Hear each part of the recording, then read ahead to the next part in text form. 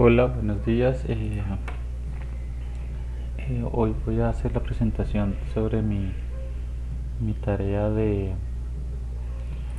políticas antidrogas y resultados de la JIFE 2019. Mi nombre es Ricardo Andrés Pavón Rincón. Soy estudiante de la especialización en adicciones de la Universidad Luis Amigo. ¿Qué es un poco la JIFE? La JIFE es la Junta Internacional de Fiscalización de Estupefacientes, que es un órgano independiente y cuasi, como dice ahí, judicial, constituidos por expertos en una convención que se creó alrededor del año 1961, que trataba precisamente sobre temas de estupefacientes. Eh, bueno, ¿Cómo está compuesta? La JIFE está integrada por 13 miembros, cada uno de ellos elegidos por el Consejo Económico y Social para un rol que va más o menos 5 años. Estos pueden ser reelegidos. De estos son 10 elegidos y los otros 3 son elegidos por la OMS, que es la Organización Mundial de la Salud, basados en su experiencia médica, su experiencia farmacológica o farmacéutica. Se busca que estas personas sean imparciales, profesionales y que no tengan, digamos, ningún tipo de interés adicional a alguna, pues, otro campo que haga que se pierda de alguna manera su objetividad sobre las situaciones. ¿Cuál es el mandato de esta organización? Se encarga de promover el cumplimiento de las disposiciones de los tratados de fiscalización internacional en temas de drogas por parte de todos los gobiernos alrededor del mundo. Estos tratados, actualmente hay 3 en vigencia, que es la Convención Única del 61 sobre estupefacientes, enmendada por el Protocolo del 72, el Convenio sobre sustancias psicotrópicas del 71 y la Convención de las Naciones Unidas contra el tráfico ilícito de los estupefacientes y sustancias psicotrópicas del 88. ¿Cuáles son las actividades de la JIFE? Como se pueden ver, acá están las 3 sillas que propone la OMS y acá están las restantes que trabajan de algún lado, propuestos por los gobiernos. Entonces, ¿qué actividades puntuales hace la JIFE? Análisis de los informes presentados por los gobiernos, evaluación de las actividades nacionales y apoyo a esa labor. Todo esto es marcado obviamente en temas de drogas. Diálogo con los gobiernos, formación de los funcionarios estatales y el informe anual alrededor, pues, del tema de drogas. ¿Qué ha pasado de alguna manera distinto con el JIFE 2019 y como un cambio de paradigma que se empieza como a sentar? Es un cambio enfocado como al tema de derechos humanos. Hay algo importante e interesante ahí, es la lucha contra las drogas no puede realizarse nunca a costa del respeto de los derechos humanos. Advierte, pues, la ONU en un informe sobre la situación sobre cultivo, tráfico y consumo de estupefacientes. La lucha contra el tráfico de drogas nunca puede justificar violaciones de los derechos humanos ni excusar acciones extrajudiciales, señala, pues, en este informe. Empieza a darse como una visión desde el punto de vista, ¿cómo decirlo?, punitivo, a entender que ese no es el camino que se empieza a dar. Se empieza a dar como un cambio importante del paradigma asociado a la situación económica punitiva asociado al tráfico y consumo de estupefacientes a nivel mundial.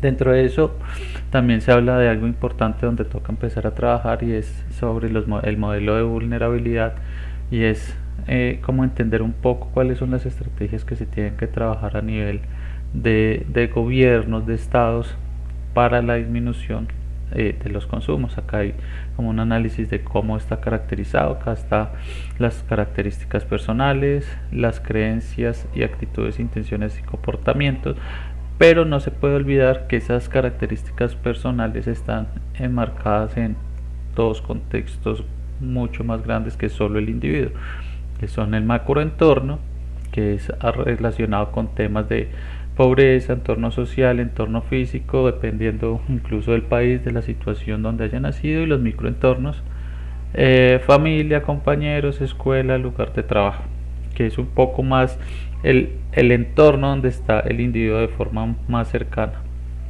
Y en características personales, pues hay un tema de genética, temperamento, características fisiológicas. Acá está un poco cómo de alguna manera está la persona dentro de su modelo siendo vulnerable. Está los aspectos individuales, los aspectos sociales más cercanos y los aspectos sociales, digamos, macro, desde el punto de vista más de una población mucho más grande, incluso de las características de un estado.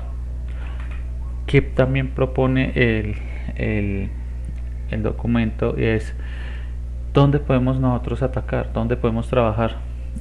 Desde el punto de vista del individuo, como estado se puede trabajar en los macroentornos y los microentornos, porque pues ahí de alguna manera desde políticas públicas se pueden hacer muchas cosas.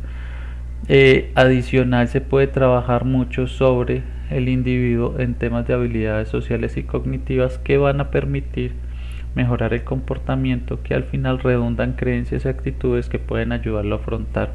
Esto no es como puntos de intervención, se empieza a entender que no es un solo problema del individuo, sino que es un problema ya un poco más amplio desde el punto de vista de las características de los macro y los microentornos, políticas públicas estatales, tanto a nivel nacional como a nivel departamental y municipal, y todo ese tipo de cosas.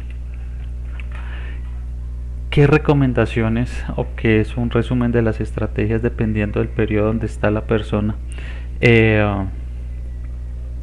Entonces, desde el punto de vista de la familia, entonces en la parte prenatal y lactancia, garantizar visitas prenatales y durante la lactancia, intervenciones para mujeres en embarazo.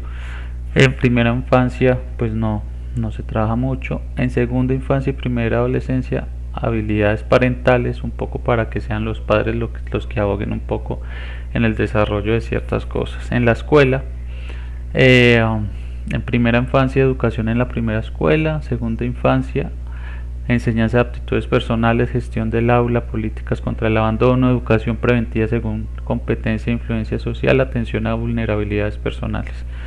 Si acá hay algo interesante, y es que la escuela puede ser un gran factor protector si se sabe trabajar muy bien el abordaje del tema de consumo de sustancias psicoactivas. Entonces me parece que es bastante interesante. Desde la comunidad también, pero aparece desde la primera adolescencia y edad adulta, donde se pueden tener temas también interesantes si se utilizan bien los medios de comunicación masivos, redes sociales y otro tipo de cosas.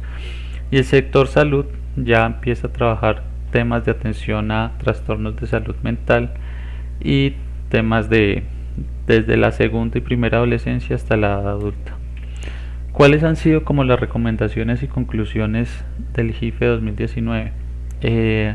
Mejora de los servicios de prevención y tratamiento del consumo de sustancias para jóvenes. Ya se especifica mucho más el tema en los jóvenes, en las personas que de alguna manera están trabajando y que son más vulnerables al consumo. El otro es el tema del cannabis. Le están dando una apertura un poco más al cannabis, siempre y cuando, como lo decía el documento, desde un punto de vista médico y terapéutico, no desde el consumo desde el punto de vista recreativo, pero sí ampliando un poco más la visión de los beneficios que se pueden conseguir del cannabis. Recomendación a seguir continuando la adhesión universal a los tratados de fiscalización que se nombraron anteriormente, los tratados de fiscalización internacional de drogas y los derechos humanos, mitigación de las consecuencias sanitarias y sociales adversas del uso indebido de drogas, disponibilidad de los estupefacientes y sustancias psicotrópicas y acceso a esas sustancias. Acá hay un tema interesante, es la revisión de compra de precursores químicos que pueden permitir sí o no la producción de sustancias psicoactivas, es decir, muchas de las sustancias requieren ciertos elementos químicos y también empezar a revisar sobre eso. Uso indebido de jarabes antiusígenos con codeína y el uso de opioides con fines médicos. Les agradezco mucho su tiempo.